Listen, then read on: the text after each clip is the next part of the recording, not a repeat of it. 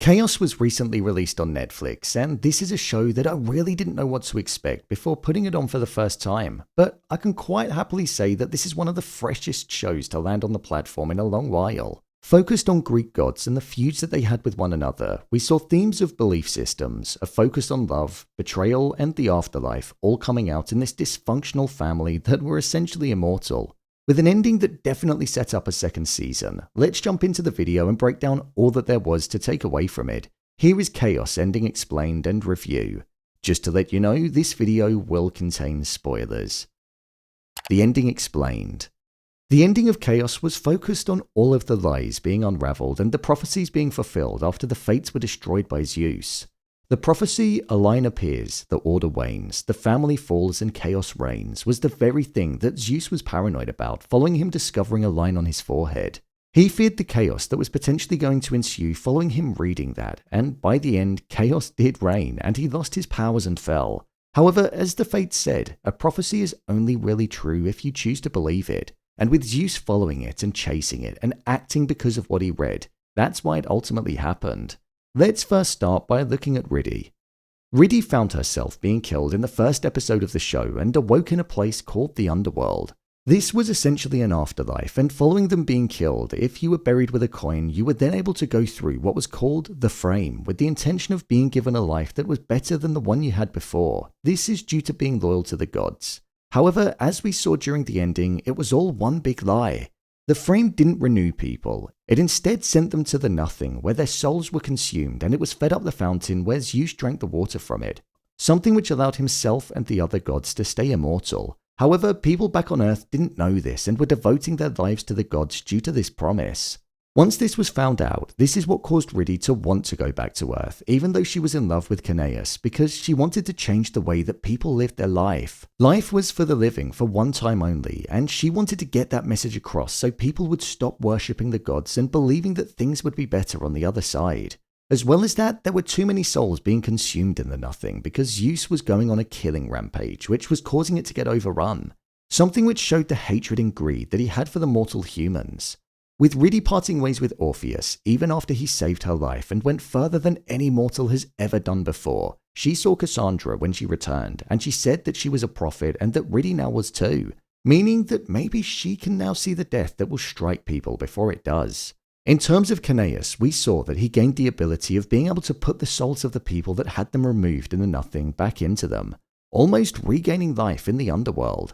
We saw him do this with his mother, following it being the day that she died. Ultimately, he ended up in the nothing following his mother feeling guilty about what she did when he died, but when his soul was revived, Hades saw what he did to his mother and he was shocked, showing that he has a power that has never been exhibited before. Caneus was very different to a lot of the people in the underworld, and he had love and empathy ingrained within his core, so I think that's something which is probably at the heart of why he's got that ability. With regards to Ari, we saw that she found out about her brother Glaucus being locked in the dungeon for his entire life, and upon finding him, her chain of events started to unravel. Her father had always misunderstood his prophecy, and it turned out that his prophecy was for his daughter to end up killing him, something which did end up happening.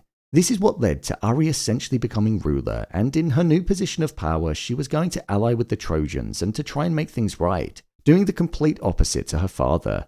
She was going to free the people of the gods and destroy Olympus whilst rebuilding Troy, something that it feels like is probably going to happen in season 2 of the show. With regards to the main man Zeus, his whole world pretty much started to fall apart as his prophecy came true. His brother Prometheus claimed the throne, Zeus lost his powers, Hera left him and was looking to have her own kind of power, and his son was about to embark on a chaotic journey of destruction.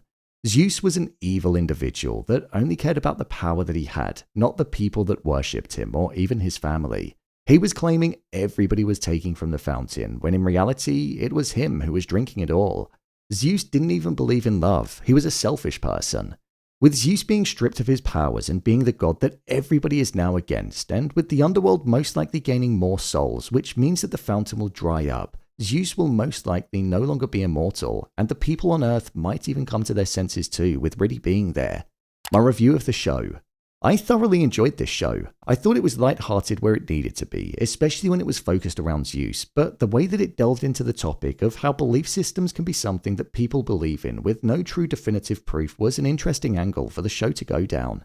Even though this wasn't about a specific higher power, but more so about believing in mythical gods and the promises that arrive of an afterlife, which makes people ultimately dedicate their life to it, it felt like this show was maybe trying to provide a commentary on different belief systems. Another element that I thought was really strong too was the story that was following Riddy and Caneus and their mirrored prophecies and the discovery of the nothing and the fact that the belief system that people were being promised was non-existent and the gods were just feasting on their souls. The theme of love, which was centered with Riddy and Orpheus, was actually quite heartbreaking, as we saw someone quite literally go to the underworld and go further than any other mortal had done before to win her back, and she didn't want to be with him. It was heartbreaking, but also heartbreakingly beautiful at the same time, as the love was only one-sided. But there was still a deep sense of care between the both of them once Riddy returned back to Earth. The use of Prometheus as the narrator was a great way for the fourth wall to be broken and for us to get hints about what was potentially on the horizon. The cheekiness that he had and the explanation midway through the season was great. It worked perfectly because Prometheus was lonely and on his own and had nobody else to talk to. So from a structural point of view, it was strong, and I felt like we actually got a good bond with the character, one that we didn't get with any other characters. The stylistic approach of having the underworld being in black and white was something that I also appreciated too. I feel it was probably done because it was an environment that was supposed to be lifeless, and by removing the colour, that's probably the best way to get it across from a visual perspective. I also feel that it was like that because it was an environment that was full of lies and deceits and a place which was being exploited. The soundtrack that was behind this show was something that I thought was also really impressive. The use of songs over the credits always felt in line with what we'd just spent an hour watching, and they landed with real impact when they were played. Jeff Goldblum was his obvious funny self, but the dynamic of the family was the very thing that made this show have the comedy at its core. Whether that be him with his brothers, his paranoia about his wife, or the relationship that he had with his son, Goldblum really got across the evil persona that Zeus had too. Simply killing people because he lost his watch, being greedy and hungry for their souls so that he could drink from the fountain and remain immortal. It was just pure selfishness. One thing that I also thought was really positive about the show was that it was shot really nicely and looked extremely glossy. This actually felt like a comedy that had a lot of effort put into it. It even reminded me a little bit of The Gentleman or Snatch, which was made by Guy Ritchie with the abrupt style pausing and introduction of characters as the narrator then elaborated. I would best describe this show as refreshing and just an enjoyable ride that doesn't take itself too seriously, but at the same time, it takes pride in the fact that it does tackle deeper themes and makes an effort with ensuring that the story is front and center. It also felt like this show was written with a season 2 in mind, so I'm hoping that the platform will go through with it because I think it deserves another season. So, there you have it, a review of Kaos and the ending explained. If you want to see more videos on your favourite TV shows and movies broken down, then click on the card in the top corner. Or alternatively, you can head over to my channel where you'll find them all. Do you also think that this series is one of the freshest that the platform's released in a while? Let me know your thoughts in the comments below. As always, thanks for tuning into the video, and I'll see you in the next one.